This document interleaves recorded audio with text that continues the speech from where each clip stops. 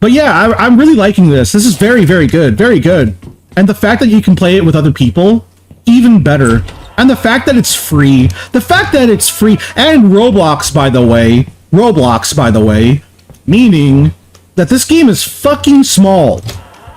Golly. I really appreciate that. Especially with every single game being made on the Unreal Engine 5. Oh, man. And by the way, I don't have a podcast, and I've said this a bunch of times with my friends, but we don't have a podcast. I don't want a podcast. But I will reiterate what I said to them. I think we are merely in the transitional phase. Let me move.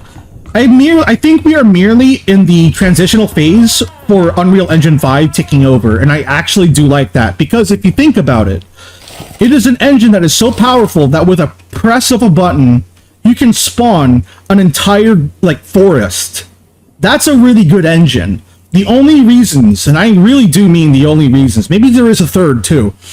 I'll put it in the third option as the reason why I don't like Unreal Engine 5. The reason why I don't like Unreal Engine 5 is, one, the bloat. Every single game that is made with the Unreal Engine 5 is absolutely gigantic.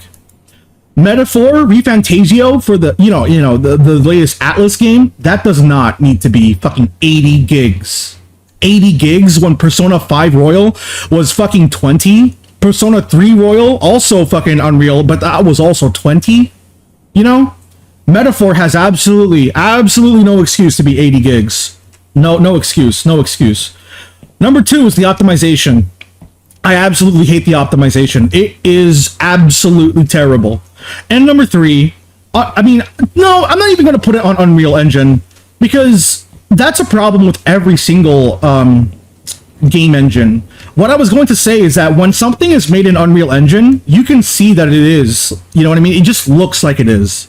It feels like it is. It looks like it is. And that's not fair, because if something was made in Unity, like, for example, I don't know, just your everyday indie horror game, you can tell it's made on Unity, Whether it's the assets, the feeling of the game, the sound effects of the feet, the rigidness of the camera, like, you can just tell it's Unity. You can tell. So I don't think it's kind of fair to put that third point onto Unreal Engine when literally every single game engine has that problem.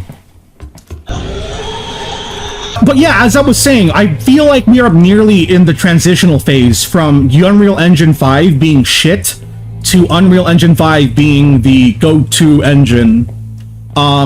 Because, think about it, let's say, for example, okay, if EA fired somebody and they went to Unity, and let's also say that every single game company, AAA game, is using Unreal Engine 5, right? Let's just say, for example, for the sake of argument, okay?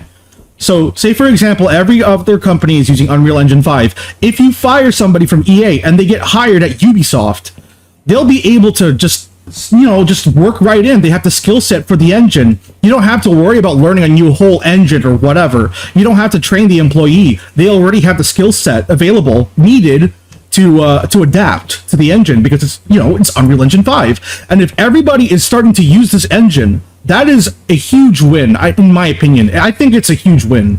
I really do. I really, really do.